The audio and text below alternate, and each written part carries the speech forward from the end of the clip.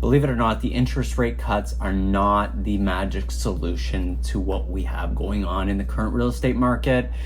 Today, we are going to go over an article here we have at stories.com titled, "You got it, the interest rates are not the magic solution to the housing imbalance." And this is warned by the experts. So subtitle here is, "It would be a mistake to pinpoint all of our hopes on the interest rates here. Canadians need a more fulsome, more coordinated policy response than that." So if you're paying attention to the real estate market right now, you know we have a massive amount of condos that are currently on the market. We've seen an 80% increase in condo inventory year over year, and you might have already seen that video here in the top corner that I've done on that 80% increase in the condos in Toronto specifically.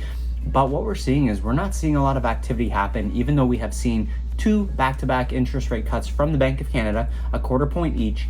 We have not seen the wheels start to turn in the market like we were hoping.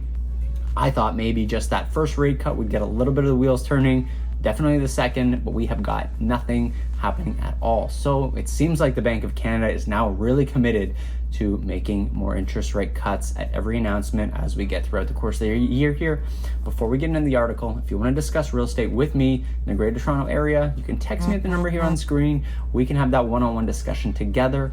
And if not, enjoy the video here as we go over this article. So on the heels of a second consecutive quarter point interest rate cut from the Bank of Canada, Governing Council warned that the cuts alone are not going to be saving grace for the country's housing woes, pointing to a structural supply imbalance that long preceded the higher rate environment. And it's likely to persist even if the rates come down. Senior Deputy Governor Carolyn Rogers expressed in a press conference Wednesday morning that while it's absolutely the case, housing is interest rate sensitive, rate cuts won't do much to remedy the supply-demand dilemma, which has been brought on by record population growth in Canada, what was already a constrained supply in housing. "We've had a long-standing housing imbalance in Canada," Rogers says. "I'm from Western Canada, and we've been feeling it for years. It's moved to the other big cities in Canada in recent years, and during the pandemic, it moved to even smaller cities. So it was there before interest rates went into emergency low levels. It's still with us now, and that interest rates have gone up."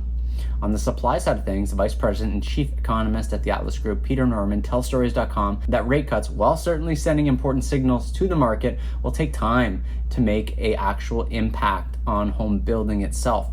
For one, Norman warns that we've seen latest housing stats. Of course, a rate cut or two will not translate into tons of buyers in the near term, and buyers are a very large part. The difference between a prospective housing project getting the green light or the red light. Taking the GTA as an example, most developers need to see pre-sales reach about 70%, which we already know, before they can start getting financing to actually get shovels in the ground. So you've seen my other articles going over the cancellations of pre-construction condo projects across the GTHA. If you haven't, click it up here, go over that if you want to as well. But developers are canceling projects left and right because they actually are not selling the required amount to get the financing and get those shovels in the ground. There are other systemic factors to consider too, which pose barriers to getting supply off the ground at the pace markets need and contribute to this reality of the housing imbalance. For instance, the sheer time it takes to get development through a pipeline. In fact, Canada Mortgage and Housing Corporation's latest housing supply report released this past March that the average housing construction timeline across the country's 6 largest areas is 19 months, and that was in 2023, and that's from the foundation to occupancy. That doesn't even include the years it takes to get approvals in the first place. So you're almost talking 2 years from ground to sky, and occupancy is not even the final straw.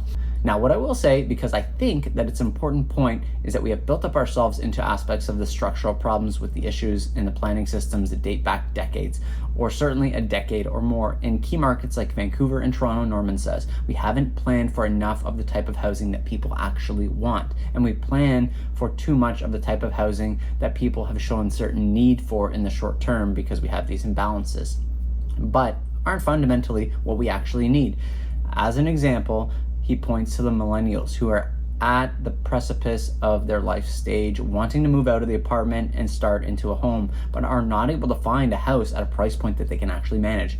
Most demographics right now are pushing towards ground-oriented housing, yet massive amounts of our planning framework is around how to plan for and build and continue to densify the urban center. So that's a big part of structural problem we have right now, he says. That's also what's pushing up the pricing for these single-family homes in some of these particular areas.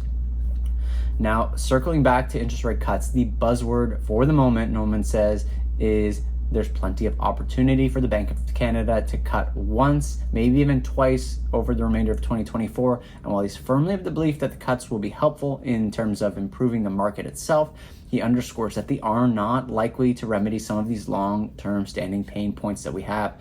Roger says the same. We are going to lower rates if the economy continues to go in the direction that we expect.